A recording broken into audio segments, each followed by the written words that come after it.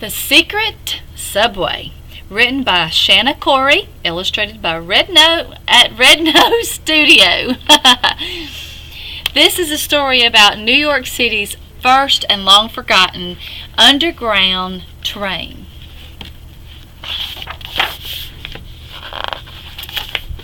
Welcome to New York City, the greatest city on earth.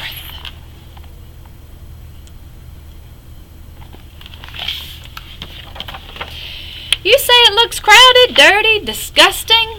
The streets are filled with garbage. Well, you're right.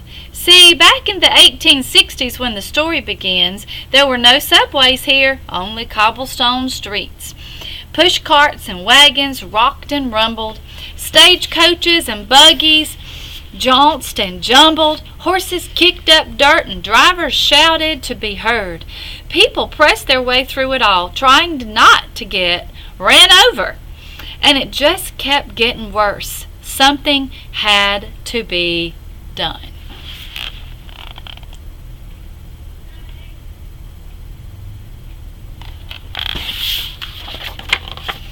From politicians to peddlers, street sweepers to scientists, everyone had ideas. Why not make a moving street so we can get wherever we want just by standing still? What about building double-decker roads or a railway on stilts? But no matter how much everyone talked, nothing ever seemed to get off the ground.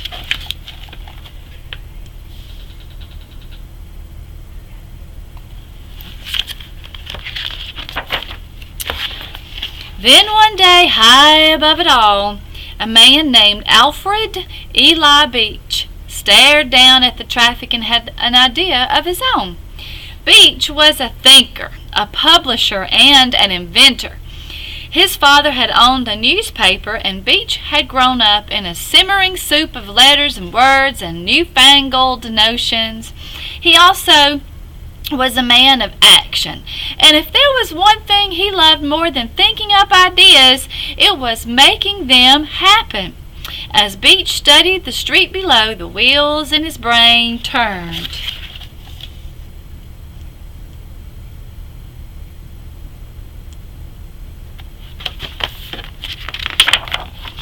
What if he built a train powered by an enormous fan? He wondered. It would travel underground where there was no traffic or trash or weather to worry about. People would get where they needed to go as if by magic. Beach couldn't wait to get started. He was certain his train would take New York into the future.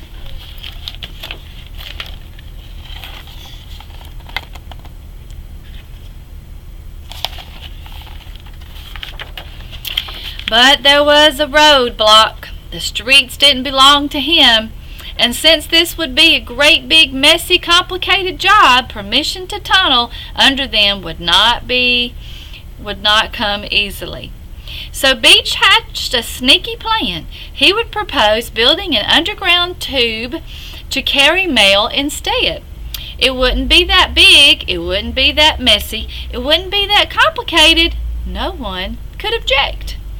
A mail tube? Why not? People said. Even Boss Tweed agreed. See, Boss Tweed ran New York City, unofficially, that is. Beach got permission, but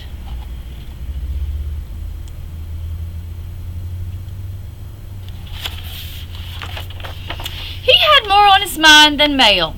Beach rented the basement of Delvin's clothing store. Every day, he sent an army of workers into its depths. And every night, after most folks had long been in bed, when even Boss Tweed lay tucked in tight, wagons pulled up in front of the store. The workers tiptoed out and loaded the wagons with pile after pile of dirt and rocks. Then the wagons rolled back into the night.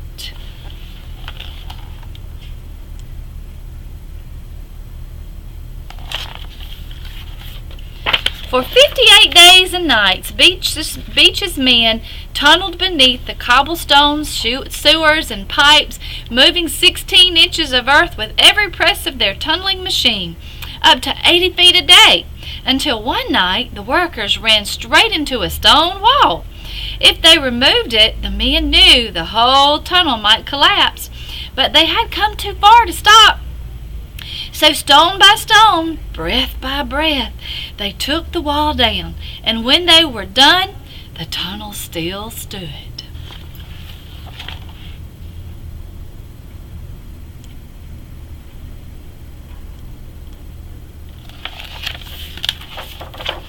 Then one night, the drilling stopped. The tunnel, 8 feet across and 294 feet long, big enough to hold a train full of people, lined with brick and iron, was complete.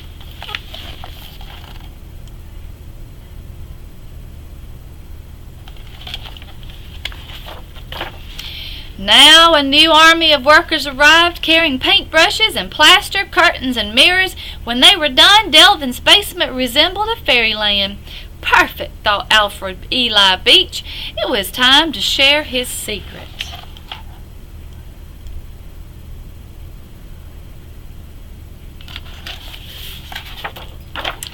A few days later, distinguished citizens, reporters, and government officials all over New York opened their mail and found an invitation. At precisely 2 o'clock on February 26, Beach's guests left the city streets and descended into Delvin's. Then, one by one, they entered Beach's spectacular subterranean waiting room.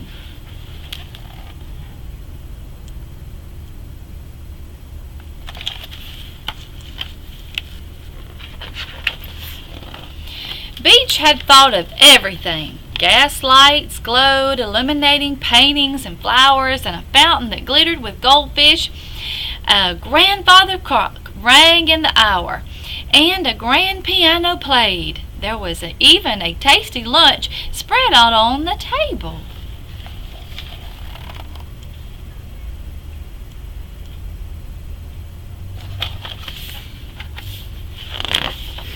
The guests followed Beach down 6 more steps onto a train platform. A single car waited on the tracks.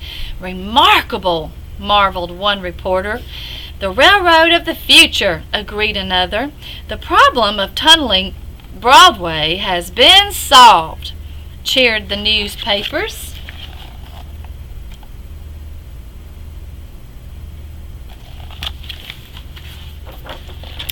That first day, guests simply admired the train, but it wasn't long before the tunnel was opened to the public, and throngs of visitors climbed aboard. With a flourish, an engineer turned on the great fan, then swoosh! A blast of air pushed the train down the tracks. At the end of the tunnel, the train set off a bell. The engineer pulled the rope, and whoosh! The fan sucked the train back in. Beach's train was a sensation. All winter, while wagons slipped and slid on the slushy streets above, people poured into Delvin's for the 25-cent ride. It looked as though Beach's plane was going to work.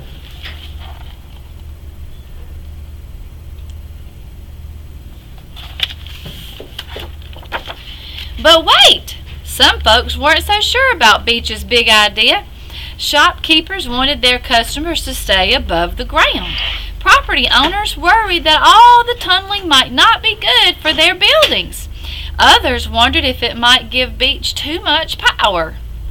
And remember Boss Tweed? Well, by now, some of his friends had come up with their own plan for a railroad, and Tweed looked out for his friends. He wasn't going to let some crackpot inventor cut into their business.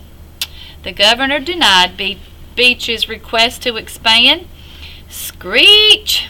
The underground train was stopped in its tracks.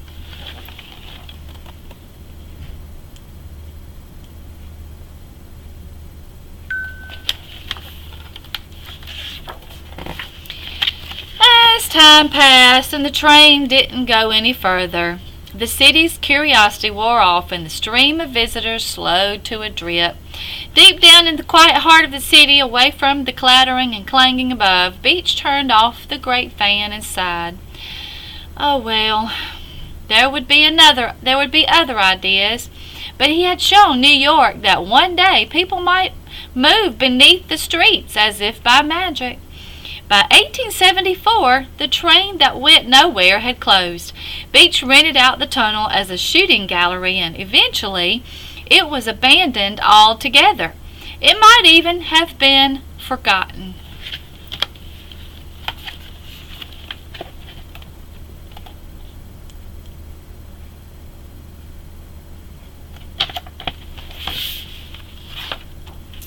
But many years later, drilling could be heard once again under the streets of New York City. Another underground train run on electricity was being built. Workers found lots of surprises as they tunneled: a sunken ship beneath the battery, mastodon bones near Dyckman Street, subterranean streams in Midtown, and quicksand not far from City Hall. And in February 1912, 42 years after Beach unveiled his train, they ran into a brick wall.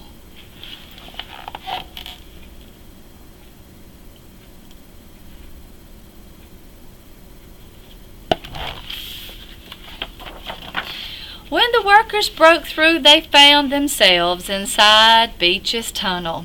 There was even a little railroad car rusting in its tracks, and a tunneling machine perched at the end.